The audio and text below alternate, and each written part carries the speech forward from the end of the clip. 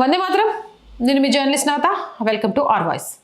Nobel శాంతి బహుమతి, Nobel శాంతి పురస్కారం అని తప్పించిన అమెరికా అధ్యక్షుడు డొనాల్డ్ ట్రంప్ కల ఎట్టకేలకు నెరవేరింది. గురువారం నాడు ఆ పురస్కారాన్ని అందుకున్నాడు. అయితే ఇక్కడే అది ఆయనకు నోబెల్ కమిటీ ఇచ్చిన అవార్డు అనుకుంటే పప్పులో కాలేసినట్లే. కాదు, వెనుజులా విపక్ష నేత మారియా కొరీనా మచాడో ఇచ్చింది. తాను అందుకున్న నోబెల్ శాంతి బహుమతిని ట్రంప్కి ఇచ్చేసింది. గురువారం ట్రంప్తో వైట్ హౌస్లో భేటీ అయిన సమయంలో నోబెల్ శాంతి పురస్కారాన్ని ట్రంప్కు ఆమె అందజేశారు. సమావేశం అనంతరం ఈ విషయాన్ని మచాడోనే స్వయంగా వెల్లడించారు. అయితే ఆ పురస్కారాన్ని ట్రంప్ తన వద్దే ఉంచుకున్నాడా లేదా అన్న విషయంపై మాత్రం స్పష్టత ఇవ్వలేదు. వైట్ హౌస్ సంహితం దానిని ట్రంప్ స్వీకరించినట్లు ప్రకటించలేదు. నోబెల్ శాంతి పురస్కారం అందుకోవడానికి తాను అర్హుడిని అని డొనాల్డ్ ట్రంప్ గతంలో పలు సందర్భాల్లో వ్యాఖ్యానించారు. మచాడో నోబెల్ పురస్కారం గెలుచుకున్నప్పుడు కూడా ఆమె నాయకత్వ సామర్థ్యంపై ట్రంప్ సందేహాలు వ్యక్తం చేశారు. అమెరికా అధ్యక్షుడికి తాను నోబెల్ శాంతి పురస్కారాన్ని అందజేశానని ఆమె తెలిపారు. ఈ సందర్భంగా చారిత్రక ఘటనను ఆమె ఉదాహరించారు.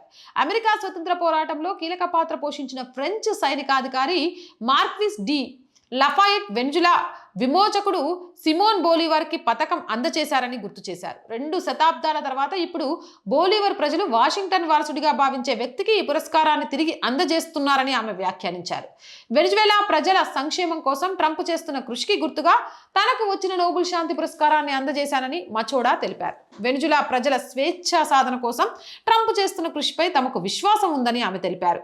వెనిజువేలా ప్రజలు ఎదుర్కొంటున్న బాధలను ఆయన అర్థం చేసుకుంటున్నారని ఆమె చెప్పారు. ఆ పురస్కారాన్ని అయితే నిబంధనలకు ప్రకారం ఒకరికి అందజేసిన పురస్కారాన్ని మరొకరికి బదిలీ చేయడం, ఇతరులతో పంచుకోవడం కుదరదని గతంలోనే నోబెల్ కమిటీ ఇప్పటికే స్పష్టం చేసింది. విజేత పేరు శాశ్వతంగా చరిత్రలో నిలిచిపోతుందని పేర్కొంది. వెనిజులాపై అమెరికా సైనిక చర్య అనంతరం అక్కడి పరిణామాలు మారిన సంగతి తెలిసిందే. అయితే ఆ సమయంలోనే మచోడోకు ట్రంప్ మద్దతు ప్రకటించలేదు. వెనిజులాను నడిపేంత శక్తి మచోడోకు లేదని వ్యాఖ్యానించి తాత్కాలిక అధ్యక్షురాలిగా డెల్సీ రోడ్రిగ్స్కి మద్దతిచ్చారు. తాజాగా జరిగిన సమావేశంలోనూ డెల్సీతో కలిసి పనిచేస్తానని ట్రంప్ చెప్పినట్లు తెలుస్తోంది. White House press secretary Karoline Leavitt మచోడాను వెనిజులా ప్రజల కోసం ఒక విశిష్టమైన ధైర్యవంతురాలైన స్వరం అని అభివర్ణించారు. అయితే ఈ సమావేశం వల్ల ఆమెపై ట్రంప్ అభిప్రాయం మారిందని అర్థం కాదని, ఇది కేవలం ఒక వాస్తవిక అంచనా అని కూడా ఆమె పేర్కొన్నారు. మచాడోకు దేశం లోపల మద్దతు గాని గౌరవం గాని లేదు కాబట్టి ఆమె నాయకత్వం వహించడం కష్టమని ట్రంప్ గతంలోనే స్పష్టం చేశారు. మదురో తిరస్కరించిన 2024 ఎన్నికల్లో ఆమె పార్టీనే గెలిచిందని విస్తృతంగా నమ్ముతున్నారు.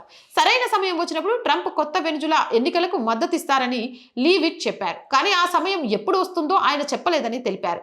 ఇలా ఉండగా ట్రంప్ను సందర్శించిన మచోడోకు భౌతికంగా కొత్త ముప్పును తెచ్చిపెట్టింది. గత సంవత్సరం కార్కాస్లో కొంతకాలం నిర్బంధించబడిన తర్వాత ఆమె తన దేశం విడిచి వెళ్ళినప్పటి నుంచి ఆమె ఎక్కడ ఉందో పెద్దగా తెలియదు.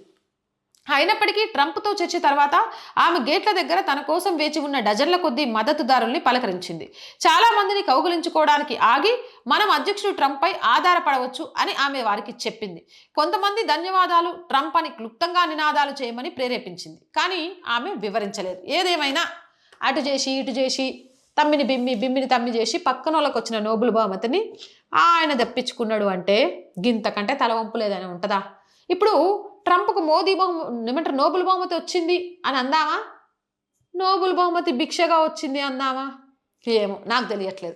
మీకేమైనా అనిపిస్తే కామెంట్ సెక్షన్లో పెట్టేయండి. మోర్ వీడియోస్ కోసం ఛానల్ని వెంటనే సబ్స్క్రైబ్ చేయండి. రోజు చెప్తున్నానండి, ఆర్ వాయిస్ పొలిటికల్ 2 మన ఛానల్సే. So please subscribe our channels. Content బాగుంది అనిపిస్తే లైక్ చేయండి, షేర్ చేయండి. ఆర్థికంగా ఈరోజు ఆర్ వాయిస్కి మీ చేయుత చాలా అవసరం. ఆర్థికంగా సపోర్ట్ చేయాలి అంటే సబ్స్క్రిప్షన్ పక్కనే జాయిన్ అనే బటన్ ఉంది. 1 to 5 లెవెల్స్ ఉన్నాయి. ఏదో ఒక లెవెల్లో సపోర్ట్ చేయండి.